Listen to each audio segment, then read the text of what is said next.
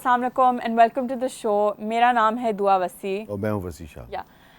आज we're once again joined by Mr. Mohammed Amir, who is country head fundraising for Shaukat Khanam. और कल हमने बात की about we got really personal I think and but आज मैं चाह रही थी कि जिस exact सवाल से मेरे कल हमने बात जहाँ पे छोड़ी थी हम वहीं से कंटिन्यू रखें। और मैं आपसे पूछना चाह रही थी कि fund raising and marketing is a very interesting mix, इसलिए क्योंकि when you see fund raising as marketing या जो भी, तो कल भी हम यही बात कर रहे थे कि there is like false advertising for example in marketing, right? आप नहीं, मुझे वैसे एक बात बताइए, अगर इग्लू जो है तुमने इसी बात से ली थी ना, मैंने वो जो शेयर किया था कि वो स्कीमूस को ना किसी ने जाके वो डीप फ्रीज़र बेच दिया, तो पता लगा जी, उससे पूछा गया भी कैसे बेच दिया, तो उसने कहा जी मैंने उनको ये कायल कर लिया कि ये इग्लू से ज़्यादा कंफर्टेबल और गर्म होता है, ठीक है ना। तो अगर वो वाकई इग्लू से ज़्यादा आरामदेह हो तो फिर फॉल्स मार्केटिंग कैसे हुई? नहीं, बट हम तो डिफेंड करेंगे यार अपने बंदे का। नहीं, आई एम सेइंग कि if you can convince somebody that's a testament to like great marketing, but I am just saying कि if the product doesn't do what it's saying, तो that's false marketing, right? False advertising, जो भी. But I'm just saying in that sense कि if you're saying कि we're raising funds for इस काम के लिए, लोग उसी काम के लिए देते हैं, right? And I'm assuming कि when people give, तो वो एक place of personal उससे दे रहे होते हैं कि उनके दिमाग में I'm assuming कुछ होता है very specific, they're trying to help out in that certain way. तो it's important कि जो वो जिस चीज़ के लिए पैसे दे रहे हैं, funds दे रहे हैं, वो उन्हीं को फ़ायदा भी हो, right? So how do you kind of make sure, एक तो स्पेशली कि इतनी बड़े लेवल पे फंड रेजिंग वगैरह होती है कि जो आ रहा है वो there used for the exact thing that they are meant to be used for. ये बहुत बड़ा इम्पोर्टेंट सवाल है, बहुत बड़ा सवाल है, एंड आई एम सरप्राइज कि इसने बड़े आराम से इतना बड़ा क्वेश्चन कर दिया है, and she put me on a tight spot here. लेकिन देखो, जो आपने वो बात की ना कि फॉल्स एडवर्टाइजिंग या मार्केटिंग वाली, वो मेरा ख्याल है हर जगह पे सारी दुनिया में होती है, और it's a very debatable question कि जी उसका स्पेक्ट्रम क्या है, किस एक्सटेंट तक है। लेकिन व्हेन इट कम्स टू जो है ना कॉज बेस्ड मार्केटिंग या फंड रेजिंग, तो उसमें बहुत जल्दी एक बहुत बड़ा शिफ्ट आ जाता है, क्योंकि जब तक आपका कॉज वो ऑथेंटिक नहीं होगा, उसकी क्रेडिबिलिटी नहीं होगी ना, तो I don't think you will be able to survive for long.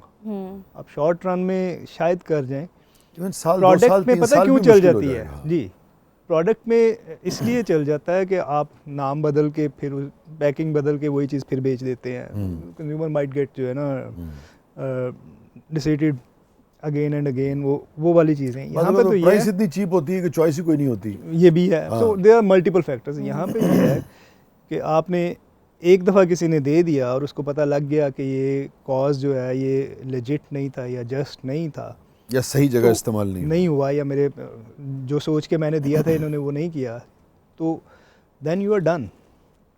और फिर जो एक तो आप मार्केटिंग कर रहे हैं ना, जो वर्ड ऑफ माउथ मार्केटिंग जो है ना, वो उसका स्प्रेड उससे कहीं ज़्यादा जो आप कर रहे हैं, तो then you can not survive. सबसे पहली चीज़ ये है कि आपका जो कॉज है इट हैज़ टू बी जो है ना क्रेडिबल।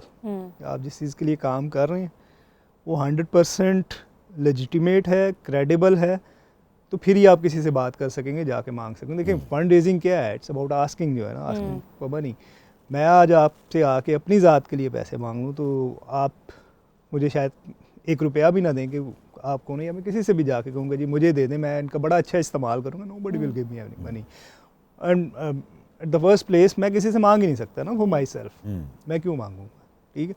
बट एक कॉज के लिए asking is something totally different, and when I, और उसके लिए first I have to personally believe, जो है ना, मैं खुद तो उसमें बिलीव करता हूँ ना कि यार ये जिस चीज़ के लिए, जिस मकसद के लिए मैं पैसे मांगने जा रहा हूँ किसी से, ये क्रेडिबल भी है, तो फिर ही मैं जाके किसी से कह सकूँगा ना। पहले I have to be convinced myself, credibility जो है वो भी तो एग्जैक्टली स्टेक पे होती है। सो पहले तो मुझे खुद कन्विंस होना पड़ेगा, उसके बाद ही जाके मैं किसी को जाके बता सकूंगा। सो इसमें वो वाला फॉल्स एडवर्टाइजिंग वाला वो बड़ा लिमिटेड सा फैक्टर है, जो कि ओवरऑल अगर प्रोडक्ट और दूसरी चीज़ों की आप बात करें तो उसमें होता है। नहीं, वो तो I understand, but that was sort of कि it's just interesting to me कि fund raising and marketing is kind of sort of the same thing, right? But वो जो सवाल जो है वो exactly यही है कि even though you know वो लग रहा है whatever, it's just के वो जो sort of क्या बोलते हैं कि जो ट्रांसपेरेंसी होती है, राइट, कि एग्जैक्टली इधर लगा, इतने people were helped out, and so वो उसको किस तरह, सो अब हम क्रेडिबिलिटी से आगे आ गए हैं. So credibility is the first stage कि जी आपका कॉज जो है it's a credible cause. So इस इदारे को बने आपको पता ही 28 साल हो गए शौकत खानम लाहौर को बने हुए, 7 years से शौकत खानम पेशावर काम, तीसरा कराची में बन रहा है. इसकी हिस्ट्री मैं थोड़ी सी आपसे शेयर कर देता हूँ. Sorry I am cutting you of, but Karachi वाले का कब तक एक्सपेक्टेड है? इस साल के एंड में, दिसंबर में. ठीक है, ऑलराइट. तो अब देखें 28 साल एक इदारे को बने हुए हो गए हैं और बना चैरिटी से, फिर चल भी चैरिटी पे रहा है और इतना बड़ा बजट है इसका, वो मैं आगे चल के आपको शेयर भी कर दूंगा कि क्या. लेकिन ये कि अदरवाइज पॉसिबल हो नहीं सकता जब तक आप फर्स्ट क्रेडिबल और सेकंड ट्रांसपेरेंट ना हो. अब ट्रांसपेरेंसी की आपने बात की, तो हम जो है एक तो ये कि सबसे ब्रॉडली क्या कि जी कैसे आप प्रूव करेंगे कि जी एक इदारा ट्रांसपेरेंट है, मेरे कहने से तो नहीं होगा. या हमारे फर्गूसन से करवाते हैं आपको ऑडिट, डिफरेंट है लेकिन बेस्ट ऑफ द फर्गूसन से भी होता है. जो भी बेस्ट ऑडिटिंग फर्म्स हैं उनसे हमारे अकाउंट्स ऑडिटेड होते हैं और फिर पब्लिश होते हैं पब्लिकली, हमारी वेबसाइट के ऊपर अवेलेबल है. Anybody can go to Shaukat Khanum website. 94 से लेके अभी तक के सारे जो ऑडिटेड अकाउंट्स हैं वो पब्लिश्ड हैं, तो आप जाके चेक कर सकते हैं. सो मेरा ख्याल है एक इससे ज़्यादा ट्रांसपेरेंसी वाली कोई चीज़ हो नहीं सकती कि आपके अकाउंट्स जो हैं वो पब्लिक हैं एंड एक्सेसिबल है. Anybody can go and access. तो एक क्लिक पे हर चीज़ अवेलेबल होती है. उसी तरह एक क्लिक पे just go to Shaukat Khanum website and go to the वो हमारी जो एनुअल रिपोर्ट्स हैं उसमें सारे ऑडिटेड अकाउंट्स आ जाएंगे. Very good. तो सेकंड इज़ के हमारे जितने भी डिफरेंट तरीक़ों से फंड्स आ रहे होते हैं, so every single penny is tracked through our system कि जी ये पैसे ज़कात की मद में आए और ये पैसे डोनेशन की मद में आए, या सो every single penny is trackable, कहाँ से आए, किस अकाउंट में गए और कहाँ पे यूज़ हुए. ठीक है, ये दुआ इसलिए बहुत इम्पोर्टेंट है कि ज़कात के हवाले से ना यानी कि बाकायदा अहकामात हैं कि ज़कात को किस किस मद में इस्तेमाल किया जा सकता है. तो लोग भी उस हवाले से बहुत यानी कि हसासियत होती है, उनकी सेंसिटिविटी होती है ज़कात के मामले में और खैरात के मामले में, सदक़ात के मामले में. ये वैसे तो सब यानी कि खल्क़ खुदा के लिए जाता है, मगर इसमें फ़र्क है. ज़कात में फ़र्क है, सदक़े में फ़र्क है, खैरात में फ़र्क है. मैं चाहूँगा इस पर भी अगर आप थोड़ा सा बता दीजिए कि ज़कात को कैसे इस्तेमाल किया जाता है, क्योंकि लोग ये बहुत सवाल करते हैं. हम भी जब हिस्सा हों आपके साथ कैंपेन का तो लोग ये सवाल करते हैं कि ज़कात को कहाँ लगाएंगे. बिल्कुल बिल्कुल, ये बड़ी अच्छी आपने बात की. हमारा जो है ना ज़कात जो है वो हम सिर्फ पेशेंट केयर के ऊपर, ठीक है, तो उससे हम ना तो कोई कंस्ट्रक्शन में, ना किसी परचेज़ ऑफ इक्विपमेंट में, किसी भी और चीज़ में यूज़ नहीं होती. किसी एसेट की परचेजिंग में वो यूज़ किसी भी स्वाय पेशेंट केयर के ऊपर. सो पेशेंट के ट्रीटमेंट के ऊपर ज़कात खर्च होती है, उसके अलावा कहीं पे भी. डोनेशंस जो हैं वो क्योंकि हमारे अनरिस्ट्रिक्टेड होते हैं, तो वो हम उससे हम फिर नई बिल्डिंग्स भी बना लेते हैं. जैसे अब कराची का हॉस्पिटल ज़ेर तामीर है, तो उसके लिए हम अलहदा से फंड रेजिंग कर रहे हैं और डोनेशंस इकट्ठा कर रहे हैं. उससे हम इक्विपमेंट भी ले लेते हैं और फिर इसी तरह से जो कुछ और एक्सपेंशन प्रोजेक्ट्स या इस तरह की चीज़ें हैं वो हम डोनेशन. लेकिन ज़कात is purely meant for patient treatment, उसका और कोई इस्तेमाल नहीं है. ठीक है. तो ये कुछ चीज़ें हैं जो इंश्योर करती हैं आपकी ट्रांसपेरेंसी को. ठीक है, ठीक है. And I am sure you keep track of the number of patients you help वगैरह ये वो. बट अभी आपने मेंशन किया about Karachi and you no, उससे मैं सोची थी कि the Lahore Center has been set up for about 28 years now, you mentioned, and the Peshawar one for 7 years. So I just want to get into the numbers के exactly कितने patient per year maybe treat होते हैं, और if you can tell us a little bit about that. So उससे पहले थोड़ा सा एक बैकग्राउंड मैं आपको दे दूं, क्योंकि एक जो थोड़ा सा अभी भी हम, क्योंकि आप भी हमारे साथ वसी भाई ट्रैवल करते रहे, थोड़ा सा लोगों को ना समझने की ज़रूरत है कि Shaukat Khanam was and still is the only purpose built cancer hospital in the entire country. कोई भी ऐसा इदारा जो कि फुल फ्लेज कैंसर हॉस्पिटल हो अनफॉर्चुनेटली प्राइवेट और गवर्नमेंट सेक्टर में नहीं है. There was a छोटा सा like a basic one that existed just for cancer in Mole. But smaller, but they provide limited services. So full fledged purpose built cancer hospital पूरे country में ना था और ना अभी तक नहीं है. सो अब आपके क्वेश्चन के साथ कि वर्कलोड कितना है कैंसर का, सो एस्टिमेटेड अराउंड 170,000 से लेके कोई 1,90,000 190,000 तक हर साल नए पेशेंट्स डायग्नोज हो रहे हैं पाकिस्तान में पूरे पाकिस्तान 2 लाख तक जो डायग्नोज, हाँ रफली आप कह सकते हैं 2 लाख ये डायग्नोज हो रहे हैं। ठीक है, अब आपने जो बात की कि जी कितने मर्द भी हैं, खवातीन भी हैं, बच्चे भी सारे मिक्स्ड।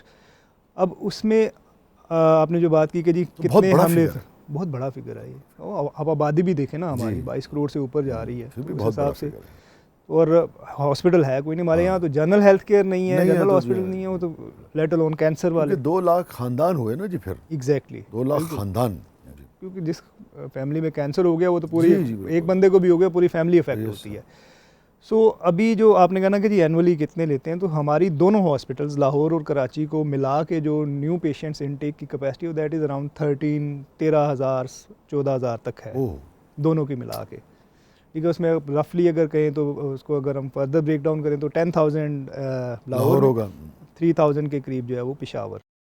तो अब इतना बड़ा नंबर डायग्नोज हो रहा है, 2 लाख उसमें से 2 लाख में से कोई रफली आप समझ लें कि 50-60 हज़ार हमारे दोनों हॉस्पिटल्स के डोर नॉक करते हैं आके, और उसमें से कुछ 13-14 हज़ार हम ले पाते हैं। तो ये तो हो गया, लेकिन ये तो वो है जो सिर्फ नए एक्सेप्ट हो रहे हैं। सो कैंसर क्योंकि लॉन्ग टर्म ट्रीटमेंट है, तो जो एक दफ़ा सिस्टम में आ जाता है वो फिर कम अज़ कम कोई 1 साल तो एक्टिवली और कम अज़ कम 3 साल तक वो आपके सिस्टम में रहता है। सो वो सिर्फ 13-14 हज़ार का नंबर शायद छोटा लगे कि जी इतने कम मरीज, लेकिन वो ये न्यू रजिस्ट्रेशन जो एवरी ईयर हम इनटेक कर रहे हैं, एट एनी गिवन टाइम जो है ना कोई अराउंड 50,000 पेशेंट्स हमारे सिस्टम के अंदर होते हैं जिनके फॉलोअप्स चल रहे हैं, विजिट्स चल रहे हैं। तो इस तरह से जो है एनुअल आप समझ लें कि हमारा जो, और ये बताइए कि अब तक तकरीबन, यानी कि अगर यही रेशो हो तो वैसे तो कैलकुलेट किया जा सकता है, मगर 28 साल में और लाखों में चला जाता है ना, लाखों लोग अब तक इससे इस्तेफादा कर चुके हैं। जैसे आप 28 सालों में अगर आप करें तो काफ़ी बड़ा, और उससे आप देखेंगे वो लाखों खानदान है। Yes and the model is just कि ये चैरिटी रन है या अब इतना सेल्फ सफिशिएंट हो गया है to kind of run itself? देखो ना आज दी नस्लें जड़ियां सवाल कर दी, सवाल बिल्कुल जो ना एप्ट और to the point. So model क्योंकि envisages he as a charity किया गया था, तो just quickly share story multiple times पे खान साहब खुद भी शेयर कर चुके हैं, हमारी मैनेजमेंट भी करती रहती है। तो जब सबको पता है कि जी उनको वालिदा को हुआ तो उन्होंने एक शो किया कि जी मैं भी अब एक कैंसर हॉस्पिटल बनाऊंगा। सो असल स्टोरी ये नहीं है, वो जब खान साहब अपनी ज़ुबानी सुनाते हैं तो कहते हैं कि वालिदा को तो हुआ ही था और उससे मैं आई वॉज डीपली हर्ट, लेकिन असल जो था वो जो when I went through that whole process, और उसमें जो मैंने कॉमन मैन की सफरिंग देखी, उससे मुझे ज़्यादा ये हुआ कि मुझे बनाना चाहिए। वालदा के लिए तो जो कुछ मैं कर सकता था मैं कर सकता था, मेरे पास पैसे भी थे, रिसोर्सेज भी थे। असल मुझे रियलाइज़ ये हुआ कि यार ये बेचारे गरीबों का क्या बनता होगा, इतना बड़ा मुल्क है, कैंसर हॉस्पिटल नहीं है। सो शुरू वहाँ से हुआ। तो उस वक्त ही उन्होंने जो एनविजेज किया था वो यही था कि जी मैंने चैरिटी से बनाना है। एंड वो खुद उनकी अपनी ज़ुबानी वो सुनाते हैं कि जी कोई 20 लोगों को उन्होंने जो टॉप हेल्थ केयर प्रोफेशनल्स थे, उन्होंने कहा ये बन नहीं सकता कि जी ये बनाना, तो उन्होंने कहा जी बन नहीं सकता, बनेगा तो चल नहीं सकता। एक आदमी ने कहा कि जी बन तो जाएगा, आप फेमस हैं तो शायद लोग आपको इतने पैसे देते हैं, लेकिन चैरिटी पे चल नहीं सकेगा क्योंकि कैंसर का इलाज बहुत महंगा है।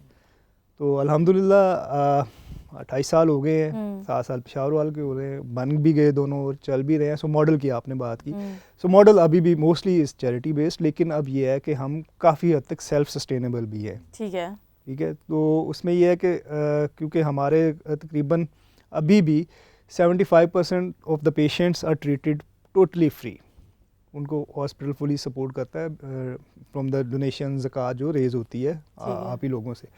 और जो फाइनेंशियल मॉडल है उसमें यह है कि वी यूज़ टू बी 50-50% कह लें आप ब्रॉडली, 50% हम खुद रेज कर लेते फंड का दुनिया में जो कॉन्सेप्ट है वो भी है, लेकिन अभी बड़ा लिमिटेड है। तो इतना उस तरह से जिस तरह दुनिया में है उतना उस तरह से इफेक्टिवली इम्प्लीमेंटेड नहीं, लेकिन है लिमिटेड सा। आई एम रियली सॉरी, लेकिन I have to cut you off, you have to head to a break, और यहीं से फिर हम अपनी गुफ्तगू जारी रखेंगे। Let's take a short break.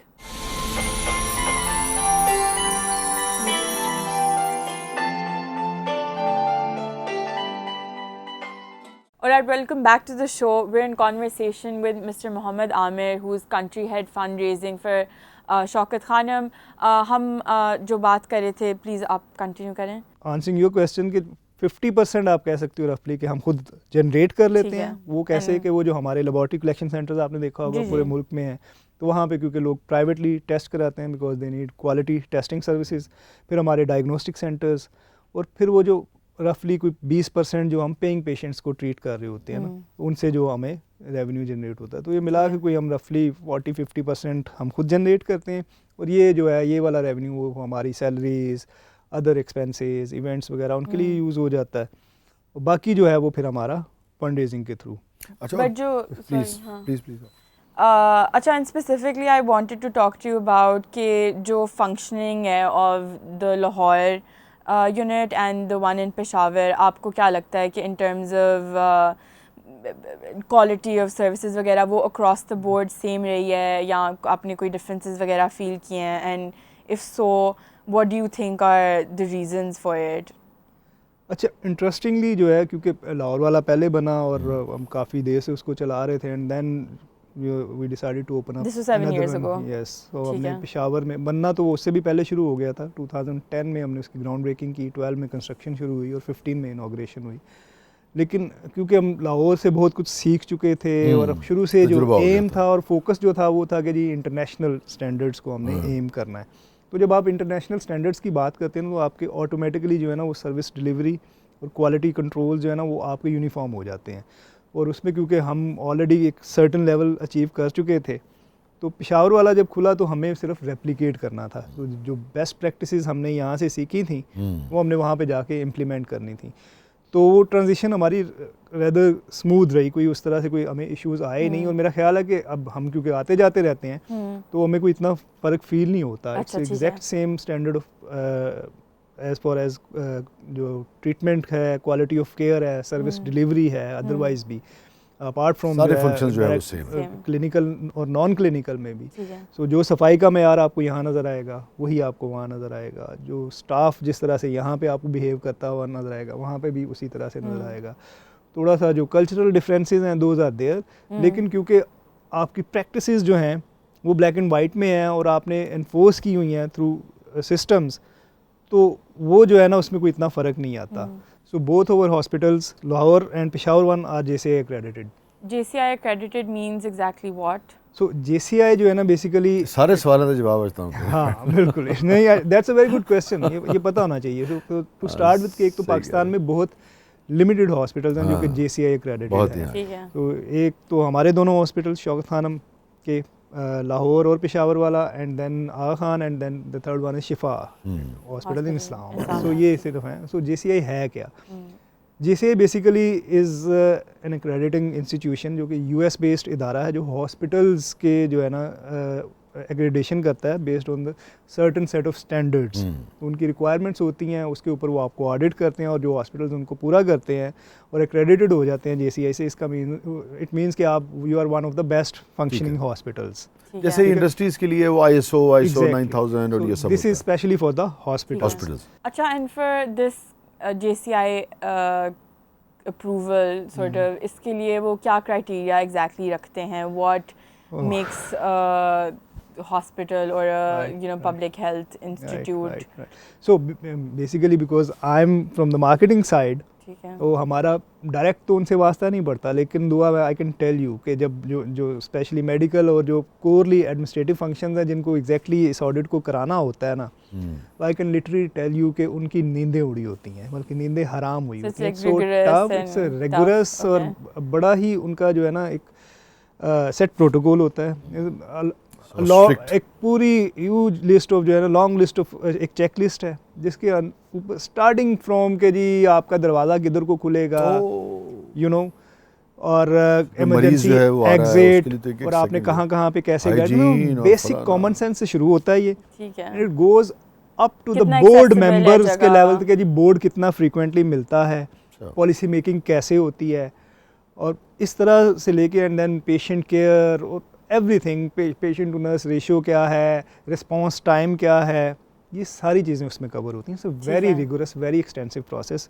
तो जैसे एज आई टोल्ड यू कि अब इधर मेरी जगह कोई डॉक्टर बैठा होता ना हमारा, तो वो आपको पूरी रात बैठ के ये बताता रहता है कि जी JCI क्या होता है। अच्छा ठीक है, इतनी ज़्यादा so rigorous. So it's a big achievement and we feel really proud to be JCI accredited here in Pakistan. And as you told, सिर्फ शौकत खाना में शिफा और वो क्या नाम है, आगा खान, कराची वाला। हाँ ओके, अच्छा नहीं बट लेकिन इतना बड़ा मुल्क है और उसमें से सिर्फ ये 4 हॉस्पिटल। बट अगेन मैं ये जो sort of differences हैं between लाहौर एंड पेशावर वाले, क्योंकि you know Lahore I think at least अंदाज़ा ये है और imagination ये है कि it's a lot more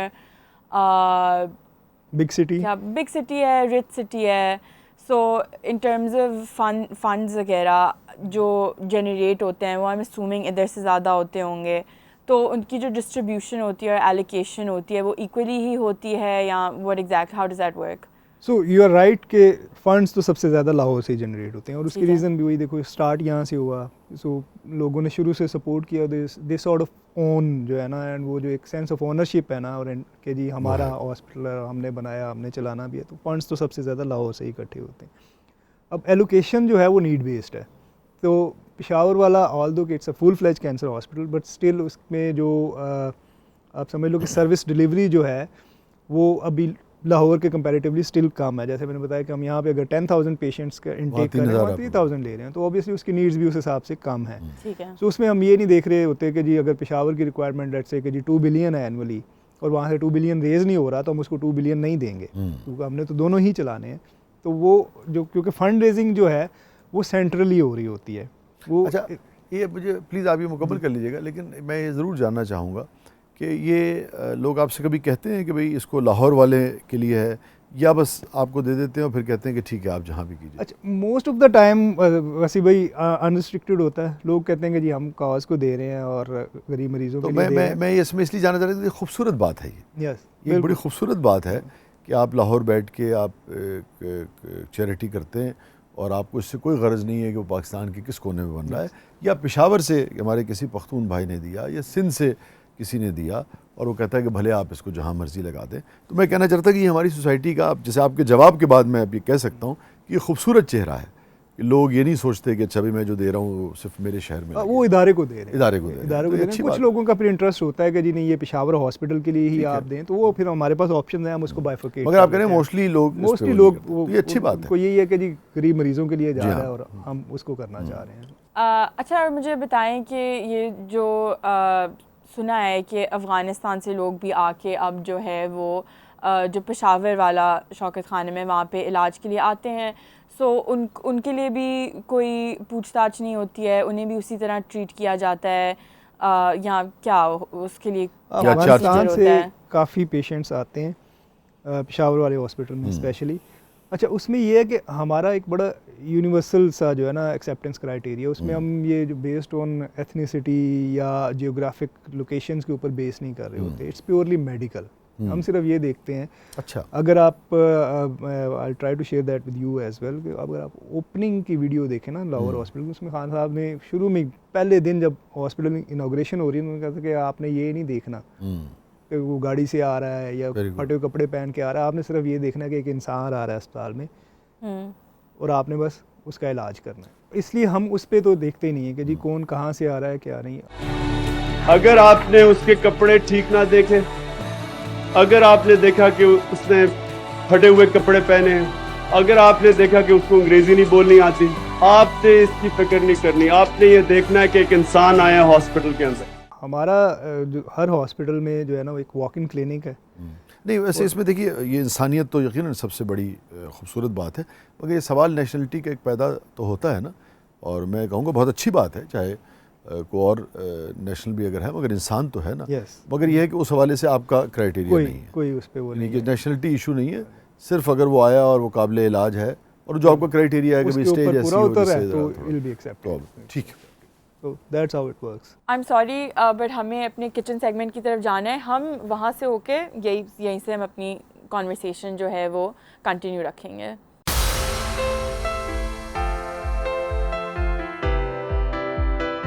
जी बिल्कुल, आज हम बनाने जा रहे हैं lower special chicken green masala हांडी।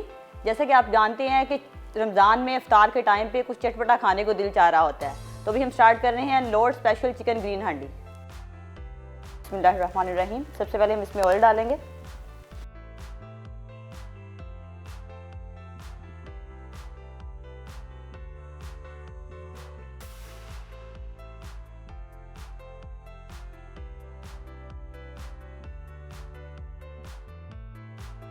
हाफ प्याली हम इसमें प्याज ऐड करेंगे।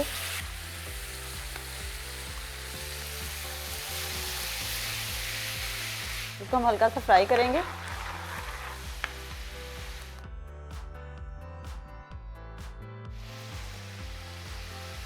और हम इसमें अदरक लहसुन का पेस्ट ऐड करेंगे 2 स्पून।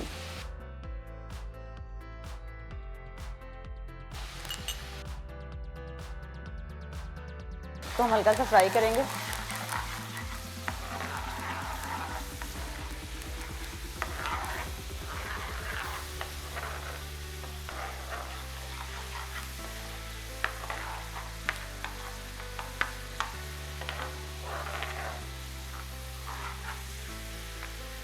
एक मिनट के लिए हम इसको फ्राई करेंगे।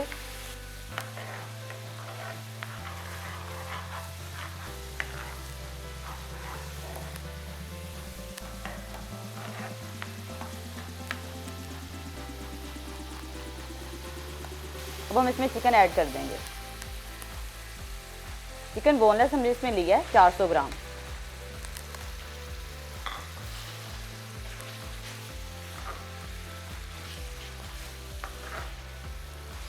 इसको हम 5 मिनट के लिए फ्राई करेंगे।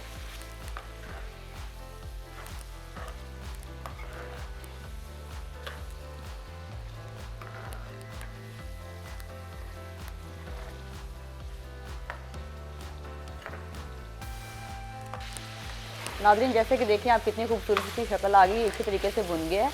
अब हम इसमें काली मिर्च ऐड करेंगे।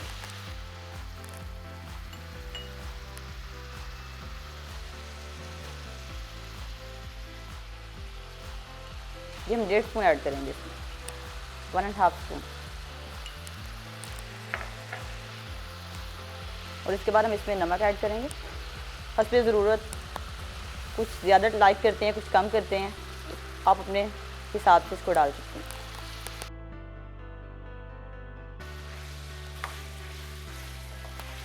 इसको हम अच्छे तरीके से भून लेंगे।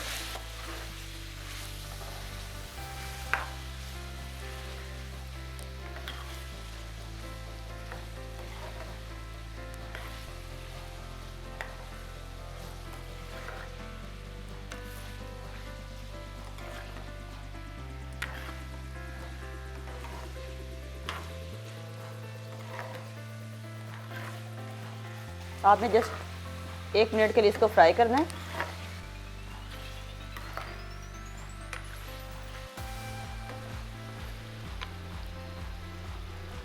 अब हम इसमें 1 प्याली दही ऐड करेंगे।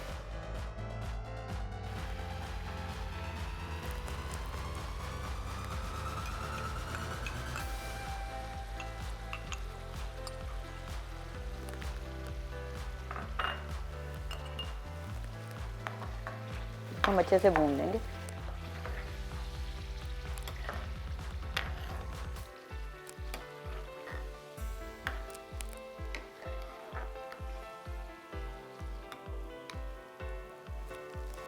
फ्लेम थोड़ा हम इसमें तेज कर देंगे।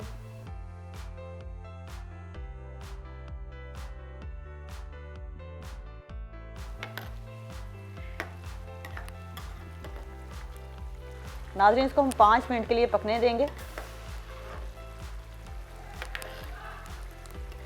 ताकि चिकन अच्छे तरीके से गल जाए।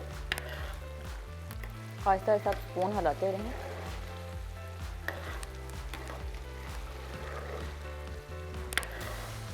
इसको हम 1 से 2 मिनट के लिए और पकाएंगे।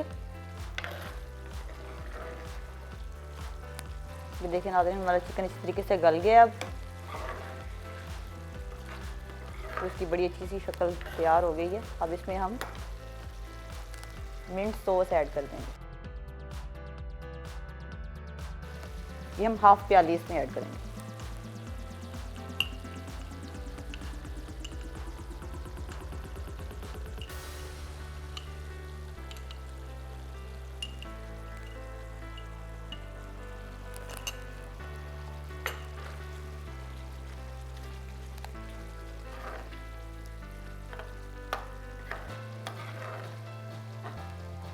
इसको अच्छे से हम भूनेंगे 2 से 3 मिनट।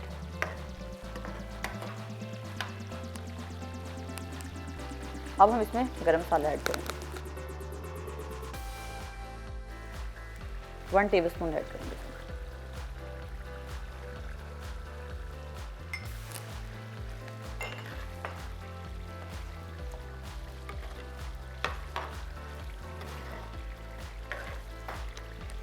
इसके बाद हम इसमें एक लेमन रेस्ट ऐड करेंगे।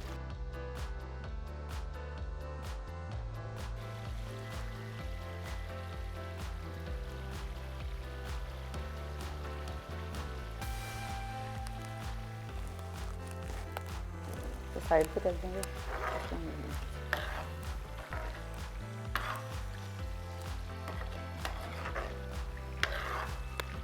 इसको हम मज़ीद 3 मिनट के लिए पकने देंगे।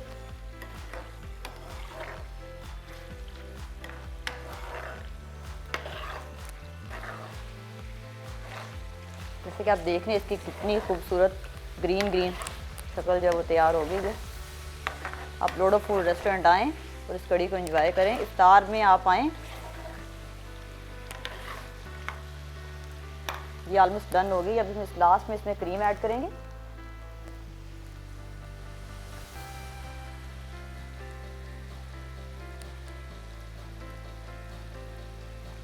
इसमें हम 3 से 4 टेबलस्पून क्रीम ऐड करेंगे।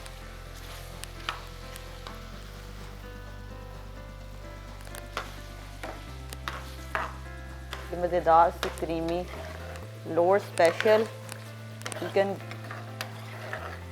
ग्रीन मसाला हांडी तैयार हो गई है।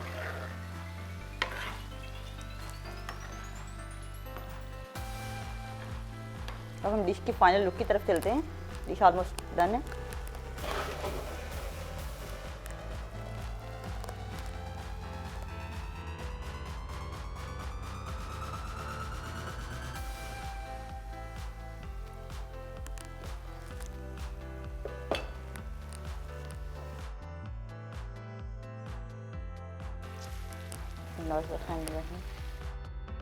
अब हम डिश की फाइनल लुक की तरफ चलेंगे।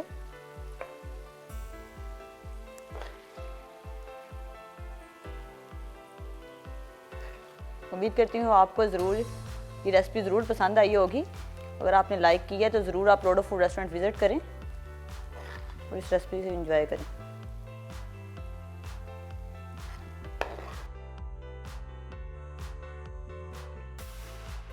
इसको हम डिश आउट कर देंगे।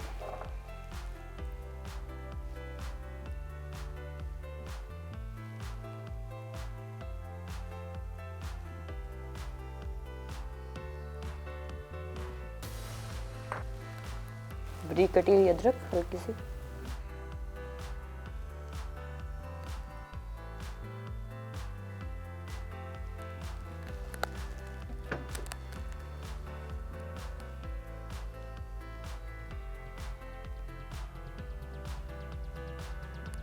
नाज़रीन हमारी Lord special chicken green masala handi तैयार है।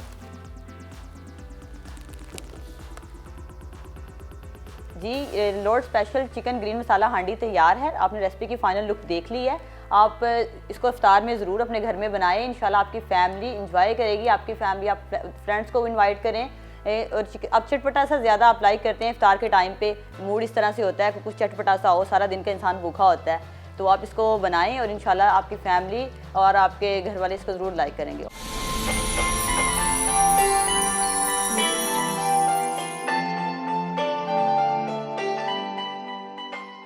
Alright, welcome back to the show. So basically the idea is that regardless of ethnicity, nationality, anybody who requires treatment will be treated at the hospital. ठीक है।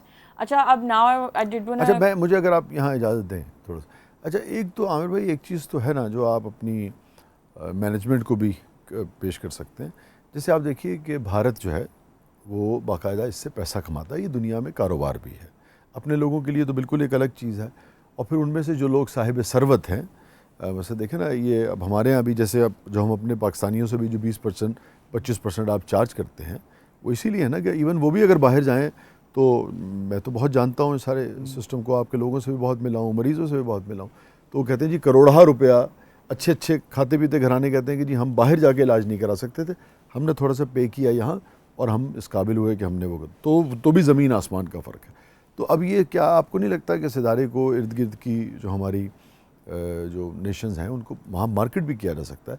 एक ज़माना था कि हमारे कितने लोग हेपेटाइटिस सी के इलाज के लिए इंडिया जाया करते थे, चाइना जाया करते थे, ठीक है, और मेरा अगर हाफजा ठीक काम कर रहा है तो गालिबन कोरिया भी शायद जाते थे। 2-3 ममालिक जो थे तो वो सेल कर रहे थे ना। हमारे यहाँ भी जो उमरा और अशराफिया है उनको आप देखें ना, वो जाके कोई लंदन में इलाज कराता है, कोई वो कराता है। तो ये कभी आप लोगों ने सोचा या आप समझते हैं कि इस पर काम हो सकता है कि अब जो तजुर्बा आप लोगों ने हासिल किया है एक हॉस्पिटल ऐसा बनाया जाए जो कि इस रीजन के लिए हो और जो कि पैसा भी कमा के दे, लोगों का इलाज भी करे? अच्छा, हमारा क्योंकि वैसे भी एक तो ये कि चैरिटी बेस्ड मॉडल है, तो हमारा मनी मेकिंग वेंचर तो है ही नहीं। वो पैसा फिर इधर इस्तेमाल होगा ना जी। हाँ, वो 20% जो है ना वो हमारे पास एक लिमिटेड कुशन है ना जिसमें वो 20% भी आ रहा है। सो हमारे पास तो already there are people who have the money and they want access to our system, लेकिन हम उन्हें भी नहीं ले पाते। हाँ ठीक है, क्योंकि कैपेसिटी का इशू है ना। ठीक लेकिन है। जो आपने बात की मेडिकल टूरिज्म, उसमें यह है कि हमें पूरा अपना ओवरऑल हेल्थ केयर सिस्टम जो है ना उसको रिवैम्प करने की ज़रूरत है। Other hospitals they also need to जो है ना come up to the standards. So एक चीज़ जो हुई ना नेचुरली वो ये कि शौकत खानम के बनने से जो है ना ओवरऑल जो एक हेल्थ केयर का जो स्टैंडर्ड था ना उसमें बड़ा एक आया, एक स्टैंडर्ड सेट हुआ ना, तो लोगों ने फिर कहा कि इन द प्राइवेट सेक्टर में तो क्योंकि अब उन्हें नज़र आ गया ना कि ये एक चीज़ दिखा दी है। सो अगर वो 20% भी जो आ रहे हैं जो हमारे सिस्टम में से होके जाते थे, उसको कहीं किसी और जगह पे ज़रूरत पड़ गई तो वो सरकारी अस्पताल तो नहीं जाएगा, वो प्राइवेट में ही जाएगा ना। तो देन दे स्टार्टेड कंपेयरिंग कि यार वहाँ मैं शौकत खानम गया था तो वो तो ये चीज़ इस तरह से करते हैं और पैसे शायद इतने ही तुम्हारे जितने ही ले रहे हैं या थोड़े ज़्यादा या कम ले रहे हों, लेकिन सर्विस जो है वो तो इतनी ज़बरदस्ती, तुम लोग पैसे उतने ही ले रहे हो या उससे भी ज़्यादा ले रहे हो, लेकिन हमारी सर्विस उस तरह की नहीं है। तो वो उससे ज़रा अपस्केल हुआ, लेकिन ओवरऑल सिस्टम जो है ना हेल्थ केयर, क्योंकि आपको पता है हमारे थोड़े से चैलेंजेस फ़र्क हैं। आबादी इतनी ज़्यादा है, हेल्थ केयर सिस्टम उसको अभी ऑलरेडी सपोर्ट नहीं कर पा रहा। तो medical tourism is a good thing, but in our scenario मेरा ख्याल है कि अभी हम उससे दूर हैं। अभी हम दूर हैं उससे, मगर कभी ना कभी ये जो तजुर्बा है ये हमारे काम आ सकता है। आई रिमेंबर कुछ आपको अंदाज़ा है रीजन में जैसे शौकत खानम है, क्या इससे बेहतर हॉस्पिटल्स हैं हमारे इर्द गिर्द ममालिक में? या मैं चाइना की बात तो नहीं कर रहा ऑफ कोर्स, मैं बात कर रहा हूँ नेपाल की, श्रीलंका की, इंडिया की। इंडिया में तो ऑफ कोर्स हैं। अच्छा, बिल्कुल हैं, and they have network of hospitals. Once I remember there is a network, Apollo network of hospitals. उनकी सीईओ जो है वो हमारे पास भी आई, उन्होंने विजिट भी किया, एंड शी अप्रिशिएटेड जो है ना ओवर हॉस्पिटल के जी वंडरफुल। लेकिन जो चीज़ what sets Shaukat Khanum apart from other institutions जो है ना, जिसकी रीजन में क्या all over the world example नहीं मिलती कि कैंसर हॉस्पिटल और जो 75% मरीजों का मुफ्त इलाज करता है, ये एग्जाम्पल पूरी दुनिया में कहीं नहीं है। ये हैरत अंगेज़ है। ये इटसेल्फ जो है ना इट्स अ वंडर। और फिर 28 बरस से करी जा रहा है और फिर बढ़ रहा है, वो आया फिर पेशावर आ गया। अगर just to put it into perspective, just last year we spent 11 billion जो है ना on providing free treatment to the patients पिछले साल। और ओवरऑल अगर आप देखें तो we spend around 74 to 75 billion rupees जो है ना, ओह माय गॉड, सो फार, तो अब तक खर्च कर चुके हैं। एंड ये जो दिस कराची वन, इसके जो अभी बन रहा है, इसके इंटेंडेड पेशेंट्स जो हैं वो एग्जैक्टली कितने हैं? How much do you think के वहाँ के लोगों को कितने लोगों को एग्जैक्टली फ़ायदा हो पाएगा और कितने लोग जो है वो अपना इलाज करवा पाएंगे? सो कराची एज यू नो के is the most populous and the biggest city of the country. So patient workload तो we are already जो है ना assessing it's going to be enormous. है ही नहीं वहाँ पे भी कैंसर के लिए कोई full fledged hospital तो है नहीं। और फिर हमने जिस तरह से उसको जहाँ पे placed है, it's placed on the national highway जो अब motorway बन गई है। तो when you start moving from Karachi towards Hyderabad, तो national highway के ऊपर ही ये आ जाता है DHA सिटी के अंदर। पेशेंट वर्कलोड तो बहुत होगा क्योंकि कराची सबसे पॉपुलर सिटी है, सबसे बड़ा शहर है, तो पेशेंट्स तो बहुत होंगे। बट ये जो आपने मुझे सॉर्ट ऑफ लोकेशन बताई, उससे अंदाज़ा ही हो रहा है कि इट्स नॉट जस्ट फॉर जो लोग कराची में रहते हैं, बल्कि वो जो इंटायर प्रोविंस है उन सब को इस तरह से केटर कर पाएगा उसकी, बिकॉज उसकी लोकेशन इस तरह की। Is that true? इसमें एक और अच्छी बात है जो मैं चाहूँगा आमिर भाई बताएं वो बलूचिस्तान के हवाले से भी जी जी बिल्कुल। तो ये इस तरह से प्लेस्ड है कि नॉट ओनली कराची बल्कि जो है अंदरून सिंध से एंड इवन फ्रॉम बलूचिस्तान से जो है ना पार्ट्स ऑफ बलूचिस्तान वो भी कैटर करेगा ये, और ये उन पेशेंट्स को भी सर्व करेगा। ठीक है। और आपने बात की कि जी इसका साइज़ या स्कोप क्या है, तो इट्स गोइंग टू बी जो है it's going to be the biggest Shaukat Khanum cancer hospital. अच्छा ठीक है। अगर लाहौर से कंपेयर करें तो इट विल बी डबल जो है ना in almost all patient capacity के हवाले से भी, हर हवाले से। सो साइज़ के हवाले से, कंस्ट्रक्शन के हवाले से, सर्विस डिलीवरी के हवाले से, हर लिहाज से it's going to be almost double the size of Lahore. ठीक है। एंड ये एग्जैक्टली आपने मुझे बताया कि टुवर्ड्स द एंड जो है इसकी पूरी तामीर हो जाएगी या इनॉग्रेशन एज वेल? इनॉग्रेशन हो जाएगी by the end of this year hopefully, और इट विल स्टार्ट फंक्शनिंग। फिर बाकी कुछ चीज़ें इलाज शुरू हो जाएगा। अच्छा, लेकिन फिर ये है कि हम इसको साथ साथ फर्दर जो है ना इक्विप करते जाएंगे और वो जो सर्विसेज हैं वो एक्सपेंड होती जाएंगी। ठीक है। लेकिन उम्मीद है कि इस साल के एंड पे इंशाल्लाह हम इसको फंक्शनल कर देंगे। ठीक है। एंड देन आई एम असूमिंग कि द आइडिया इज़ कि एक नेटवर्क होना चाहिए ऑल अक्रॉस पाकिस्तान। सो इसके बाद कराची के बाद आई एम असूमिंग कि और भी जगह इंटेंडेड है कि खोलें। वंडरफुल। इसमें हमारा स्ट्रेटेजिक प्लान मुझे लगता है पड़ा हुआ आपने। देखो जैसे मैंने अभी आपसे बात की ना कि कैंसर का वर्कलोड मैंने आपको बताया था कि 2 लाख के करीब रफली, और वो नंबर बढ़ता जाएगा आबादी जिस तरह से बढ़ रही है। तो ये 2-3 हॉस्पिटल्स तो are not going to be good enough जो है ना to treat the cancer patients of all the country. तो ऑब्वियसली एक पूरा नेटवर्क बनाना पड़ेगा। बट अब now we also need to realise and understand कि कैंसर अस्पताल बनाना इटसेल्फ इज़ अ जो है ना ह्यूज टास्क, और उसके लिए जो the amount of funds are required. जैसे अभी कराची वाला जो है वो हमने, वसी भाई आप समझ सकेंगे, रिलेट कर सकेंगे, जो इकोनॉमिक सिचुएशन जिस तरह से चल रही है। आई थिंक वी जब हमने इनिशियल प्लानिंग की थी तो वो इसकी बजटिंग पे we were sort of at 9 billion के फिगर पे थे कि जो 9 अरब में बन जाएगा। 9 अरब में बन जाएगा। ठीक है। जब हमने इनिशियल इसकी प्लानिंग, देन वो प्लानिंग करते करते फिर जब आप अगले फेज़ में आते हैं और ओरिजिनल करते करते जी 12 में बनेगा, then it went to 15। As of now जो जिस तरह से जो डिवैल्यूएशन हुई है रुपये की और जिस तरह से चीज़ें जो हैं वो इन्फ्लेशन हुई है, we are standing at 27.7 billion. My god, 9 3 27 3 गुना बढ़ गया, 300 गुना हुआ ना। Oh my god. अब देखें तो अब, और फिर ये कि अभी तो सिर्फ बनाना है, उसके बाद इसको चलाना भी है। हर चीज़, इलाज भी उसी तरह महंगा का इलाज जो है वो बहुत महंगा है, इट्स वेरी एक्सपेंसिव। बट लोगों की जेनरोसिटी जो है उसको मैच अप कर रही है। People are still, that's the only hope we have कि जी पहले भी 2 लोगों ने बनाए थे, एंड जो है ना over people over nation has never disappointed us. आपका काम और सवाल है आपका चैलेंज है। एग्जैक्टली। तो अब ये है कि उम्मीद है कि इंशाल्लाह ये भी लोग ही बनाएंगे और उनकी सपोर्ट के साथ चलेगा भी। We very hopeful. तो कभी भी इस कौम ने इस हवाले से जो है हमें मायूस नहीं किया, and we are very hopeful इंशाल्लाह। अच्छा, आपने फंड रेजिंग की बात की, and obviously this is also your department, this is what you do. And अभी ये जो आइडिया है कि डिवैल्यूएशन हो रही है, and I think also post Covid भी you know people have experienced मतलब losses in terms of jobs, you know, everything. It's just been a bad economic situation. तो इस सब में आपका क्या अंदाज़ा रहा है या आपने क्या एक्सपीरियंस किया है कि लोग ज़्यादा जेनरस है, कम जेनरस हैं, लोग ज़्यादा देते हैं, लोग ज़्यादा तादाद में देते हैं? What is the before Covid, after Covid, और फिर ये डिवैल्यूएशन जो सारे कुछ दिक्कत आई आपको इन टर्म्स ऑफ फंड रेजिंग? या सेम है?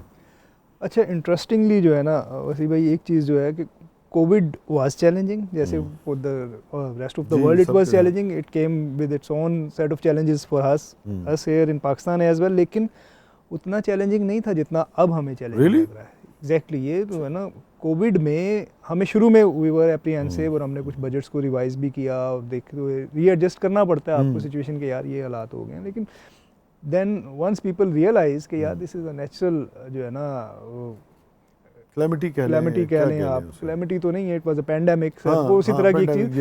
तो लेकिन जो है ना पीपल स्टार्टेड अप्रोचिंग अस कि जी आप बताएं हम क्या कर सकते हैं। लाइक कुछ टेक्सटाइल वाले लोगों ने they started manufacturing PPE kits, उस वक्त बड़ी शॉर्टेज हुई थी, मिल नहीं रही थी, चाइना से all over the world. They approach अस के जी हमने अभी क्योंकि अपना दूसरा काम तो हमने रोका हुआ है, हम ये बनानी शुरू कर दें, डू यू नीड सम? ठीक है, इस तरह की। फिर कुछ लोगों ने कि जी पैसे चाहिए हमें, कुछ सैनिटाइज़र बनाने शुरू कर दिए, कुछ जो केमिकल इंडस्ट्री के कुछ कंपनीज थी दे अप्रोच अस कि जी आपको चाहिए, you since you are a hospital और आपको तो ज़रूरत हो, हमने कहा जी बिल्कुल चाहिए। तो कोविड में जो चैलेंजेस थे मुझे लग रहा था कि वो फिर भी मैनेजेबल थे, और हमने we done as a nation and we as an institution we done fairly well. ठीक है, बट राइट नाउ मुश्किल it's a totally different ball game, समझ ही नहीं आ रही, और people are so apprehensive and you know the will और the desire to give is still there, लेकिन हालात इतने अनप्रेडिक्टेबल हो गए हैं कि वो जो देने वाला है ना वो अब हमें यही कहता है कि जी हम हमेशा से करते हैं, हमने इस साल भी करना है, करेंगे भी, लेकिन अभी जो आपके सामने हालात है ना, हमने अपने इमीडिएट जो है ना वो वाले पहले कोई फैक्ट्री ऑनर है, कोई बिजनेस ऑनर है, उसके इर्द गिर्द इतनी ज़्यादा उसको नज़र आ रही होती है ना, तो वो फिर कहता है कि यार ये तो मेरे सामने बैठा हो, आपकी नीड्स का हमें पता है, वी डू रियलाइज दैट, लेकिन इसको नहीं करूँगा ना तो ये तो बिल्कुल मैं इसके लिए जिम्मेदार वो अपने आप को फील करते हैं।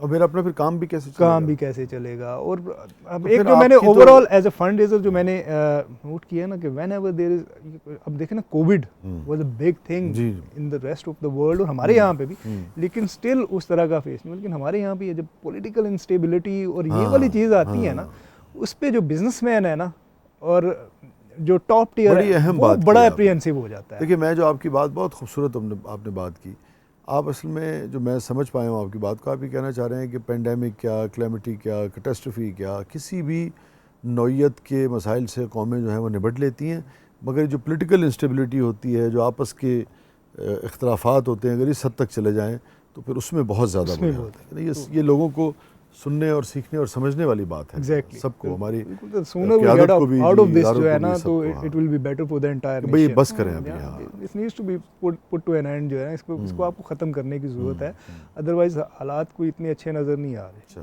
तो फिर आजकल नींद कैसे आती है आपको? पता चल बड़ी मुश्किल है, एक तो कराची सर पे चढ़ा हुआ है, रात को भी लाहौर में भी हो तो कराची के ख्वाब आ रहे होते हैं, पेशावर में भी हो तो कराची के ख्वाब आ रहे होते हैं, तो आजकल मोस्टली ट्रैवलिंग भी कराची की ही है, तो पता नहीं लगता कि सब पे भारी तो बस आजकल कराची भारी पड़ा हुआ हमारे ऊपर, लेकिन होपफुली इंशाल्लाह। इज इट ओके अगर ये बात जो है हम ब्रेक के बाद कर लें? हाँ, नहीं ब्रेक वापस यहीं से कंटिन्यू करें। Alright, let's take a short break.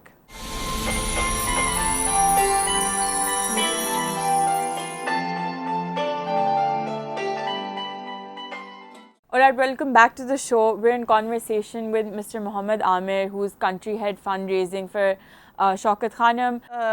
This sort of intermingling of politics and the healthcare, ये जो healthcare sector है वो इसलिए भी interesting है because Shaukat Khanum itself was founded by somebody who's now, you know, a big political player right now in the country. तो उससे obviously यही होता है कि everybody and big political problem for some, you know, some parties and some, you know, and solution for some then। नहीं, मैं तो उनके point of view से कह रहा हूँ। बिल्कुल, हाँ, कुछ के लिए, मतलब हाँ, but exactly though it's been quite challenging for us, you know, because we cannot take away that tag that he's the founder। बनाया या जो भी बनाया तो सबने मिलके, मैं तो यही कहता हूँ, हमने भी तो पैसे इकट्ठे किए। नहीं, उस ख्वाब को देखना, उसके पीछे दौड़ना। अब पाकिस्तान भी हम कहते हैं ना कायदे आज़म ने बनाया, स्ट्रगल तो बहुत से लोगों ने की थी, कुर्बानियाँ सबने दी, तो इसी तरह we can not take away that tag. हालांकि उन्होंने कभी उस तरह से उसको नहीं क्लेम नहीं किया या उन्हीं, लेकिन still we can not take that away.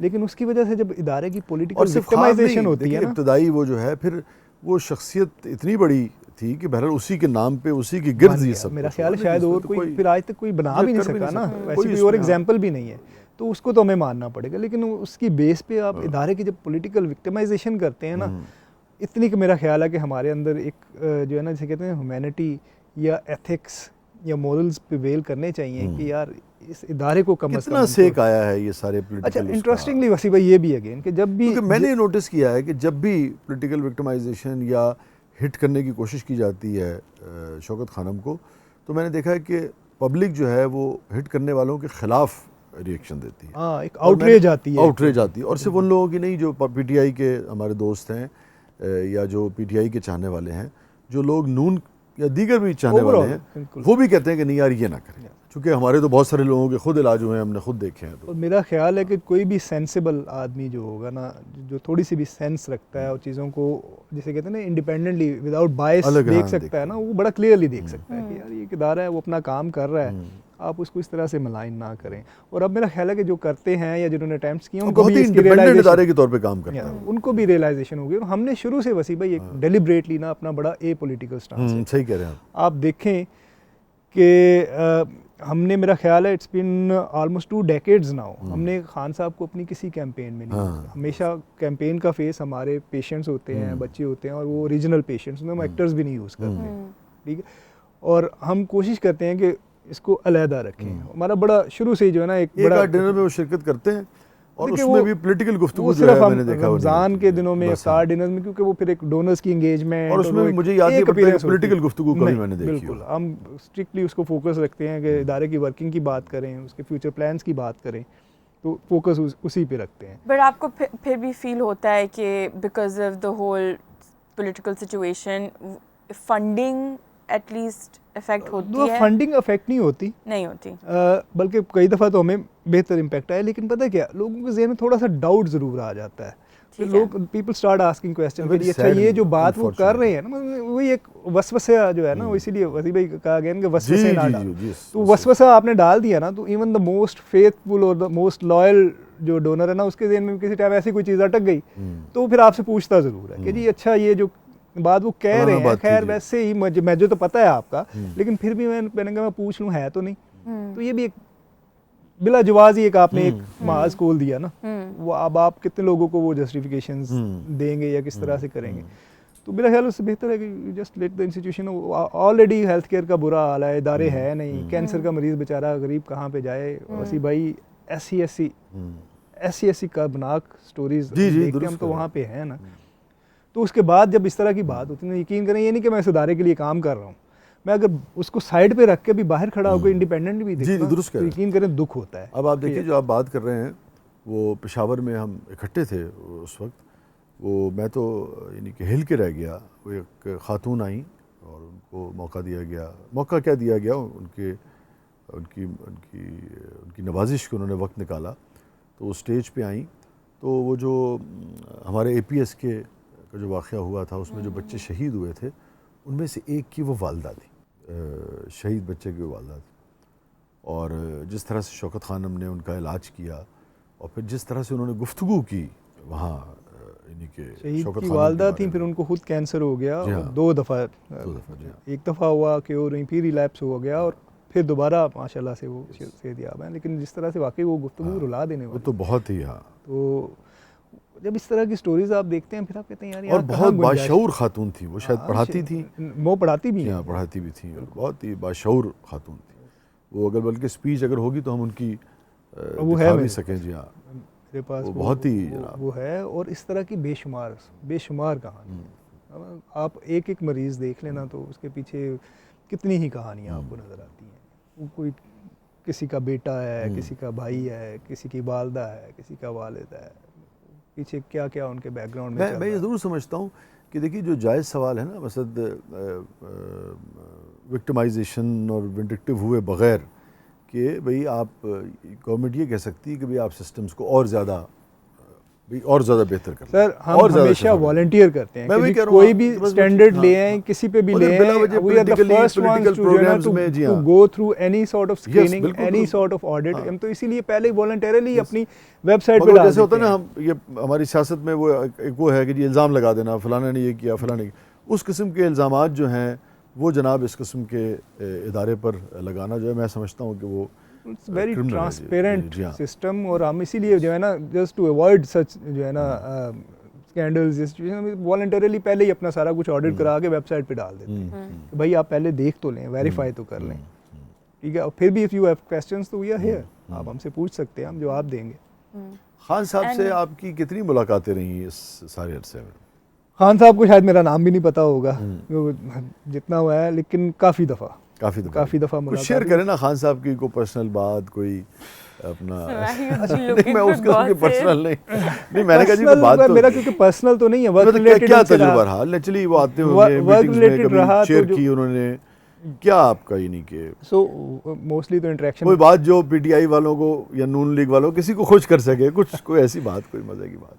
Work related interactions रहे। तो एक दफ़ा जो है एक डॉक्यूमेंट्री शूट करनी थी, उस वक्त प्राइम मिनिस्टर नहीं थे, तो हम एक जो बनीगाला चले गए हम, तो ना खान साहब वॉक कर रहे थे, हमने पीछे सेट सूट रेडी किया, तो उन्होंने आके बोलना था, तो कुछ मुझे ट्रेनिंग दे के भेजी गई थी कि खान साहब को आपने बहुत ज़्यादा स्पून फीड करने की कोशिश नहीं करनी, बस उनको मोटे मोटे पॉइंट्स, सारा मसला ये है कि उसको आपने मोटे मोटे पॉइंट्स बताने हैं, अदरवाइज जो है ना। सो मैंने ना बहुत ही मोटे मोटे पॉइंट्स लिखे हुए थे कि मैं कहीं नहीं इन चीज़ों मैं कह रहा हूँ सबको यही गिला है, इदारों को भी यही गिला कि सुनते नहीं है। तो इससे तो मुझे किसी ने, अल्लाह के बंदे ने पहले ही कह दिया था कि ना, जिसने पहले काम किया होगा सीनियर ने, कि यार ज़्यादा बारीकियाँ ना बताना, यू विल गेट इरिटेटेड, तो मोटी मोटी चीज़ बता देना, ही नोज, सारा उनको पता होता है। तो मैंने मोटे मोटे पॉइंट लिखे हुए ये तो अब सब जानते हैं कि सारा उनको पता होता है। अच्छा खैर, ये तो थी बात की बात। पॉइंट डिस्कशन से पहले ही जब वो आई ना वॉक करके, तो उन्होंने जनाब एक स्वेटर पहना हुआ और उसमें यहाँ इतना बड़ा सुराख। हाँ, अच्छा, वो डायरेक्टर जिसने शूट कर, उसने कहा यार वो तो स्वेटर में इतना बड़ा सुराख है, तो वो तो कोई कहे ना जाके चेंज कर ले। तो मैंने कहा तुम खुद ही कह लो। अच्छा, उसने भी पहले कभी काम किया हुआ था, कहता मैंने नहीं कहना, वो नाराज़ हो जाते हैं। तो मैं कहा फिर मुझे क्यों कह रहे हो? कहते यार आप कह दो शायद मान जाए ना, आप तो शौकत खानम से हो। तो ये सादगी, ये जो खैर उनका रवैया है ना, अपने आप से बेपरवाह है, तो खैर कमाल है। कुछ भी नहीं कराते, बड़ा मुश्किल होता है उनको कि जिस तरह बाल सीधे कर लें या ये वो जो है ना। तो मैंने जाके ना, मैंने स्क्रिप्ट, क्योंकि मैं उस बहाने पास गया, तो मैंने कहा सर वो स्वेटर चेंज कर लें। क्या हुआ है? क्या? मैं कहा इमरान भाई वो फटा हुआ है। कहाँ से फटा हुआ है? तो अच्छा इधर देखी जाए। मैंने कहा सर वो इधर से फटा हुआ है। तो देखा ना, तो पहले तो ना ऐसे देखे कि जैसे प्रिटेंड किया कि नहीं, वो इतना बड़ा सुराख, वो नजर आ गया ना, ज़्यादा नुमाया था, ऐसे करके ना उन्होंने ऊपर टेढ़ा कर लिया पीछे। तो ठीक है, आप ठीक है कर लो, चलो जो करना है ठीक है। स्वेटर नहीं चेंज किया उन्होंने, बस सेटिंग बना के बैठ गए। और अच्छा वही बात हुई, मैंने स्क्रिप्ट का मैंने थोड़ा सा बताना शुरू किया ना, तो मैं बता के वापस आया। वो डायरेक्टर ने मुझे कहा कि यार थोड़ी सी ना, ये तो बहुत मोटे मोटे पॉइंट्स हैं बारीकी। मैंने कहा ये पकड़ जाके बताया। अच्छा एग्जैक्टली वही हुआ। उसने जाके ना थोड़ा सा, उन्होंने ऐसे उसकी शक्ल देखी, मुझे पता है, समझ आ गई है, पहली बारी में भी आ गई थी, मैं अब बोलूँगा बस तुम जाके देख लो। अच्छा वापस आया, मैंने कहा अब आराम है। तो ये थोड़ा सा ना बिल्कुल ही सेल्फलेस किस्म के दरवेश टाइप, यानी उनको कोई वो मटेरियलिस्टिक चीज़ों का कोई वो, और सब पता है, और सब पता है वो। हालांकि मुझे यही था, मैंने कहा इन्होंने जिस तरह से मेरी बात सुनी, आधा ध्यान इनका उधर था, तो अब ये पता नहीं डिलीवर क्या करेंगे। नहीं ये तो चूंकि उनका, उन्होंने उनके जैसे क्या ना कि बेबी है एक तरह से उनका, तो बिल्कुल ही लिटरली शौकत खानम को उनसे बेहतर वाकई शायद कोई नहीं हाँ, जानता। ये बात दुरुस्त है। इस हवाले से तो कोई उन पे जुमला भी नहीं कर सकता। Yeah. ये बात बिल्कुल सही कह रहे हैं कि शौकत खानम को तो उनसे बेहतर कोई नहीं। अच्छा, बट ऑन दैट नोट मैं आपसे कंक्लूडिंग ये पूछना चाह रही थी कि what's the vision for you in specific for Shaukat Khanum, and in terms of के you know how much do you want to raise and how much do you want to constantly raise each year इस तरह। और हमारे पास अब बस 30 second है शायद वो कर। Yeah, so they've been telling me to wind it up for a while. So देखिए, जहाँ तक बात है फंड रेजिंग की, इस साल जो है ना we have a very challenging budget, क्योंकि एक तो ये कि दो ऑलरेडी हमारे फंक्शनल हॉस्पिटल्स हैं, उनको चलाना है, तीसरा इतना बड़ा हॉस्पिटल बन रहा है, उसको बनाना है। ठीक है, so budget roughly put together it's exactly 40 billion rupees. God. ठीक है, सो इसमें से 40 बिलियन में से 8 बिलियन जो है, ਇਹਦੇ ਚੋਂ ਅੱਧਾ ਜਿਹੜਾ है ना जी, वो झगड़ा पे है कि अगर मिल जाए तो इलेक्शन हो जाए। ऐसे लोगों को साइंस का, तो अब उससे आप देख लेंगे झगड़ा खत्म हो सकता है। तो 8 बिलियन जो है वो हम अपनी सर्विसेज जो डायग्नोस्टिक्स वगैरह उससे रेज करेंगे। सो रिमेनिंग जो है वो 33 के करीब जो है वो that needs to be come through ज़कात, डोनेशंस, इंशाल्लाह उसके थ्रू आएगा। जो आपने कही कि चलाने के लिए वो फिर हर साल बढ़ता जाता है, यू नो बजट्स जो है और फंड रेजिंग जो है वो हर साल इंक्रीज हो जाती है। टारगेट्स का मसला ये है कि हर साल बढ़ जाते हैं। नहीं इंशाल्लाह अल्लाह करे पॉलिटिकल स्टेबिलिटी आए जी और सैनिटी प्रिवेल करे इंशाल्लाह ताला। अल्लाह ने चाहा तो बड़ा पोटेंशियल है और ये मुल्क आज भी जन्नत नज़ीर है, जन्नत नज़ीर था, और ज़रा नम हो तो ये मिट्टी बड़ी सरखेज़ है साखी। बस थोड़ा सा मिल बैठ के कोई रेसोल्यूशन जो है सारे क्राइसिस का निकल जाए जो सब चल रहा है इंशाल्लाह। On that hopeful note, I just wanted to say thank you so much for being on the show. It was so lovely to talk to you, and you know आपने हमें बहुत in detail, in depth बताया about Shaukat Khanum and about all of the great work that is being done there. So thank you so much for that. ये था हमारा आज का show. We have to head to our package for today, but मैं और बाबा आपको मिलेंगे अगली एपिसोड में. उस वक्त तक के लिए अल्लाह हाफ़िज़.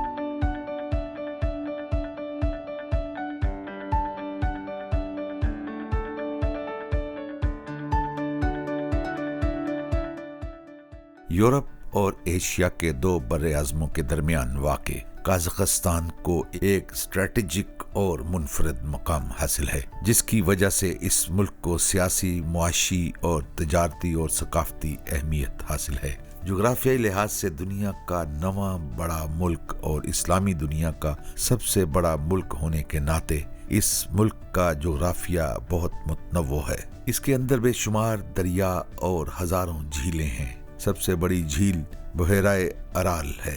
दुनिया के बहुत से मशहूर सियाहती मकामात में इसे एक समझा जाता है. इस मुल्क ने हालिया वर्षों में मुख्तलिफ शोबों में बड़ी तरक्की की है. ये कसीरुल नस्ली मुल्क 130 से ज्यादा मुख्तलिफ कौमियतों के लिए पुरअमन बकाए बामी का नमूना है, जबकि इस्लाम इस मुल्क का सबसे बड़ा मजहब है. 70% आबादी मुसलमानों पर मुश्तमिल है. मसाजिद बहुत ज्यादा हैं, जो मजहब और लोगों की जिंदगियों के हवाले से उनकी सकाफती शनाख्त का सबब हैं.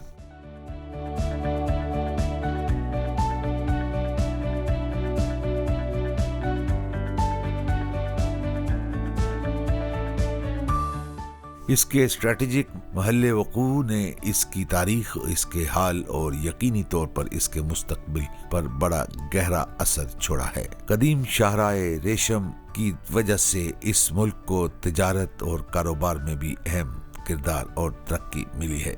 इस मुल्क की मईशत ने लोगों के मेयारे ज़िंदगी को बुलंद करने में अहम किरदार अदा किया है. कज़ाकिस्तान में रमज़ानुल मुबारक का मुक़द्दस महीना दीगर इस्लामी ममालिक की तरह ख़ास कशिश और दिलकशी रखता है. इसकी नुमायाँ ख़ुसूसियात पूरे मुल्क की मुनफरिद मसाजिद और इसके शानदार फ़ने तामीर की खूबसूरत आराइश में नज़र आती हैं. आप काज़क लोगों की खुशी का मुशाहिदा कर सकते हैं, जो इस मुक़द्दस महीने के इस्तक़बाल के लिए दो चंद हो जाती है. लोग रोज़े, इबादत और ख़ानदानी मेल जोल के मुंतज़िर हैं. कज़ाकिस्तान में रमज़ान को फरामोश नहीं किया जा सकता. एक साल बेसब्री से इंतज़ार के बाद रमज़ानुल मुबारक के बाबरकत अय्याम का आना हमेशा खुशी और मुसर्रत की ज़मानत समझा जाता है. काज़क बाशिंदे सड़कों, मसाजिद, चौकों को सजाकर रमज़ान के मुक़द्दस महीने की तैयारी शुरू कर देते हैं. इस दौरान बाजार में रमज़ानुल मुबारक से मुतल्लिक अशियाए खोरोनोश का ज़ख़ीरा बढ़ जाता है. खजूर और मकामी मिठाई यहाँ पर ख़ास चीज़ें हैं, जो कि रमज़ान मुबारक में इनका इस्तेमाल बढ़ जाता है. आप कुरान के अलावा मुख्तलिफ किस्म के कालीनों के साथ रिवायती मकामी डेकोरेशन को भी देख सकते हैं, जो कि मुख्तलिफ साइज़ों में होती है. रमज़ानुल मुबारक में लोग अपने घरों को ख़ास तौर पर साफ सुथरा रखते हैं और मसाजिद और महल्लों गलियों को सजाते हैं. ख़वातीन घर में खाना पकाने को तरजीह देती हैं. नमाज, इबादत और ख़ानदान की दीगर सरगर्मियों का एक साथ बर्पा होना इस माह मुक़द्दस का ख़ास एजाज़ है, ख़ास इनाम है. जिस तरह लोग अपने घरों में खाने तैयार करते हैं, इसी तरह मुअज़्ज़ज़ मेहमानों के लिए मसाजिद में भी तैयारी की जाती है. हर महल्ले में लोग नमाज की जगहों को मुनज़्ज़म और साफ रखने के लिए जमा होते हैं कुछ लोग मसाजिद में नमाज के लिए कालीन और दीगर सहूलियात मुहैया करते हैं। मजीद बरां काज़क मुसलमान रमज़ानुल मुबारक के मुक़द्दस महीने का इसलिए भी इंतज़ार करते हैं ताकि मुल्क में नई मसाजिद खोलने का बाबरकत मौका मिले। काज़क अपनी मसाजिद की ज़ाहिरी शक्ल और देखभाल के बारे में बहुत ज़्यादा एहतियात का मुज़ाहिरा करते हैं, क्योंकि ये लोग ख़ास तौर पर काज़किस्तान के मुसलमानों की ज़िंदगियों में इनका किरदार बहुत अहम होता है। ये अमल तकरीबन हर कस्बे या शहर में अपनी तामीर की इनफरादियत और नुमायां साख्त के साथ देखा जा सकता है। जदीद दुनिया की नई साइंसी पेशरफ्त के साथ कई मसाजिद में टेक्नोलॉजी भी इस्तेमाल की गई है, जैसे ज़कातुल्लाह मस्जिद, जिसमें मुतअद्दिद मुनफरिद सोलर पैनल लगाए गए हैं जो साफ तवानाई फराहम करते हैं। इस मस्जिद को शहर के मोती के नाम से यानी पर्ल ऑफ द सिटी के नाम से जाना जाता है, जो वस्ती एशिया की सबसे बड़ी मसाजिद में से एक है।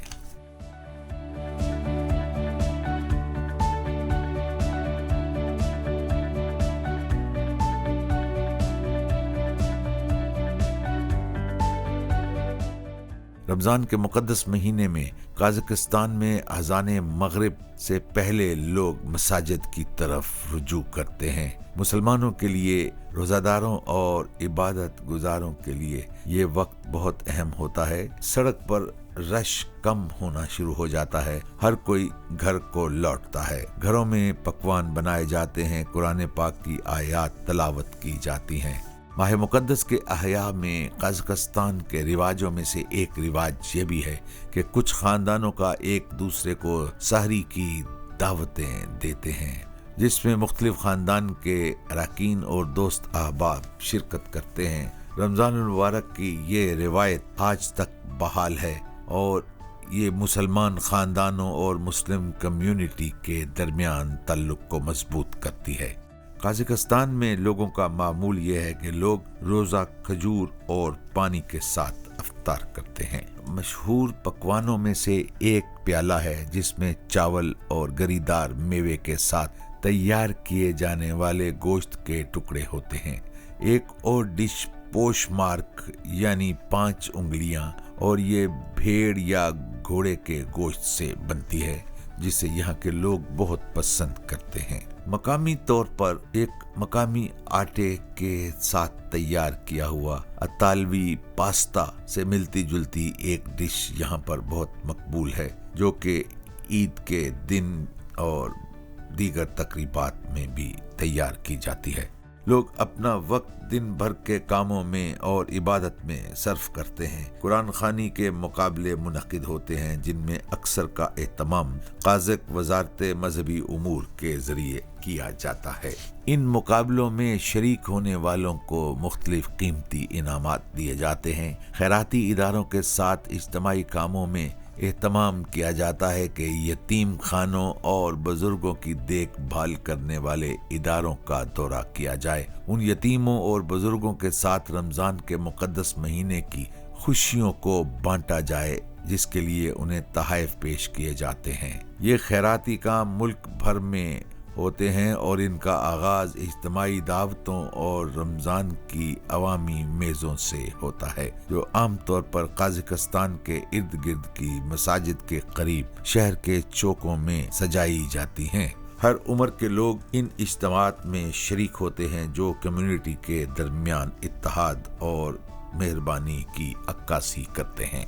मज़ीद बरां रमज़ानुल मुबारक के दौरान बहुत से ग्रुपों की कई मुहिम्मात हैं, कई सरगर्मियां हैं, जो कि खैरात और अतियात जमा करने के लिए जारी होती हैं। लोग गरीबों की इमदाद के लिए चंदा इकट्ठा करते हैं।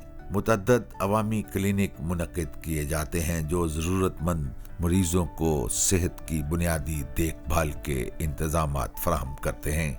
अल्लाह के रसूल सल्लल्लाहु अलैहि वसल्लम की तालीमात पर अमल करना आम तर्ज जिंदगी बन जाता है। दरियासना दुआओं और नेक ख्वाहिशात के साथ काज़किस्तान के मुसलमानों के लिए अफ्तारी का वक्त आ पहुंचता है। आप लोगों को तरावी की नमाज पढ़ने के लिए मसाजिद की तरफ जाते देखेंगे। ये एक बाबरकत इबादत है जिसका वो सारा साल इंतजार करते हैं। मुल्क भर की मसाजिद नमाजियों से भरी पड़ी हैं। हर उम्र के मर्दो जन अपने खालिक के सामने हाथ जोड़कर अपने रब की हम्दो सना करते हैं और नमाज अदा करते हैं।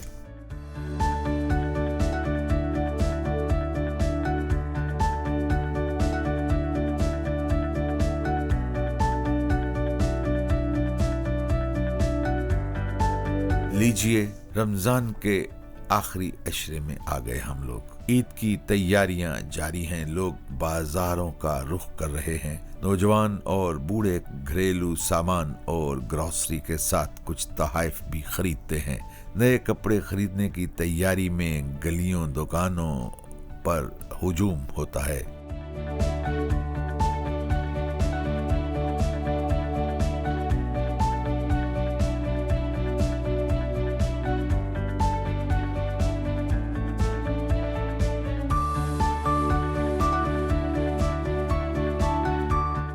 ख़वातीन और हज़रात, इसके साथ ही कज़ाकिस्तान में हमारा माह रमज़ान का सफ़र ख़त्म हो चुका। अल्लाह हाफिज़।